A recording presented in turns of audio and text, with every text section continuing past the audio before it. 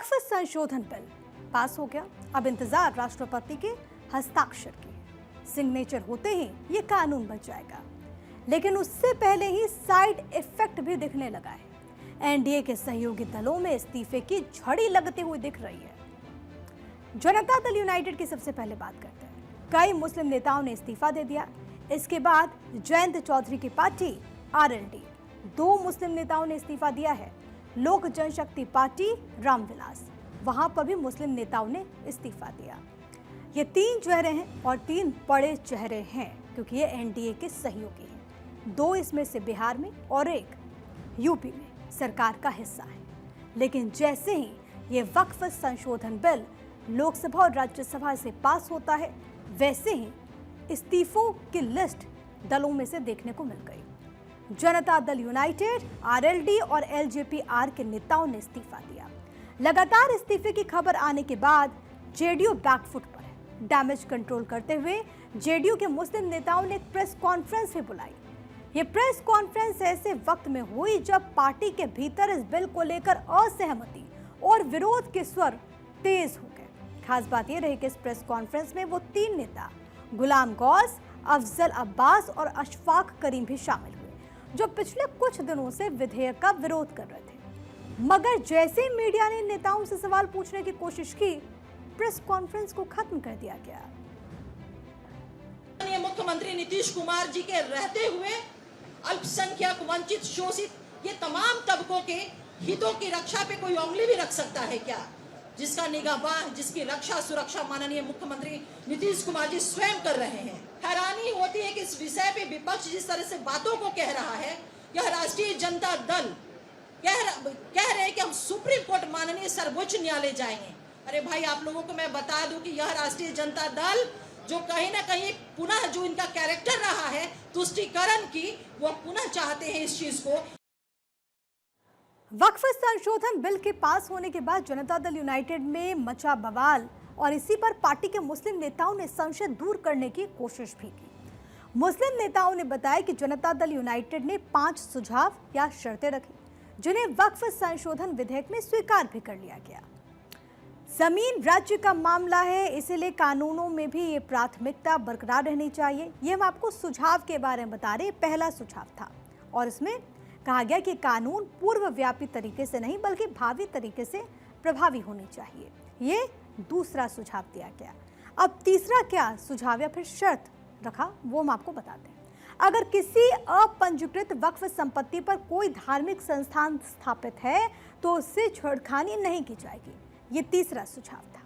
चौथा, वक्फ संपत्तियों से जुड़े विवादों को सुलझाने के लिए जिला मजिस्ट्रेट से ऊपर के अधिकारी को अधिकृत किया जाए। इसी तरीके से जो 5वां सुझाव था वो ये कि वक्फ बोर्ड की संपत्तियों को डिजिटल पोर्टल पर रजिस्टर करने के लिए बिल में दी गई 6 महीने की समय सीमा को बढ़ाया जाए। वहीं अब राष्ट्रीय जनता दल ने इस पूरी कवायद पर तंज कस दिया और जेडीयू को निशाने पर लेते हुए कहा कि जेडीयू ने अंदरूनी मतभेद छुपाने के लिए ये सब किया है। बीजेपी ने आरजेडी पर पलटवार किया। यदि आप बीजेपी के बिहार की इकाई का एक वंचित, उपेक्षित और अल्पसंख्यक विरोधी प्रकोष्ठ बनकर के रह गया। इतना महत्वपूर्ण विषय चला गया, मुख्यमंत्री खुल के नहीं आए।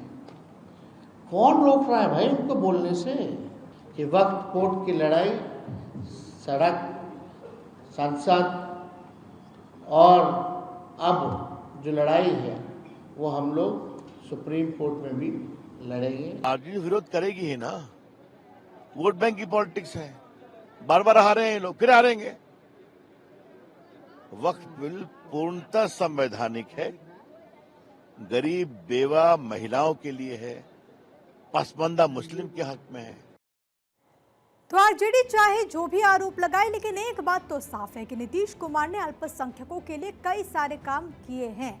अब क्या उन्होंने किया है वो आपको जल्दी से ग्राफिक्स के जरिए समझा देते हैं। तालीमी मरकज का गठन, कब्रिस्तानों की घेराबंदी, मुस्लिम छात्राओं के लिए हुनर कार्यक्रम, भागलपुर दंगे की जांच का फैसला।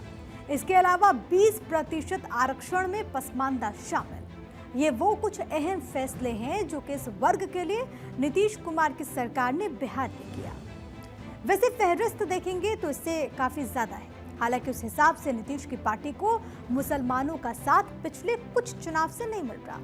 नीतीश कुमार अल्पसंख्यकों को लगातार ये बताते रहे हैं कि जनता दल यूनाइटेड की सरकार उनके लिए है, लेकिन कितना वोट मिला है चुनाव के वक्त में ये भी तो जानना जरूरी है। तो साल 2009 लोकसभा चुनाव का यह आंकड़ा आपके टीवी स्क्रीन पर 62% मुसलमानों ने नीतीश कुमार का साथ दिया, लेकिन उसके ठीक बाद यानी कि साल 2010 में जब विधानसभा के चुनाव हुए तो यह आंकड़ा था 21% का। 2014 लोकसभा चुनाव जब हुए तो उस वक्त 21% मुसलमानों ने साथ दिया जनता दल यूनाइटेड का। साल 2015 विधानसभा के चुनाव में यह आंकड़ा हो गया 78%, लेकिन 2019 के लोकसभा चुनाव में ये था मात्र 6%। 2020 विधानसभा चुनाव में ये और कम आकर के 5% तक सिमट गया। लेकिन 2024 का लोकसभा चुनाव, इसमें जनता दल यूनाइटेड को 12% मुसलमानों ने चुना। लेकिन अब विधानसभा के चुनाव होने हैं। अब नीतीश कुमार की कोशिश है कि मुसलमानों का साथ ज्यादा से ज्यादा जनता दल यूनाइटेड को मिले।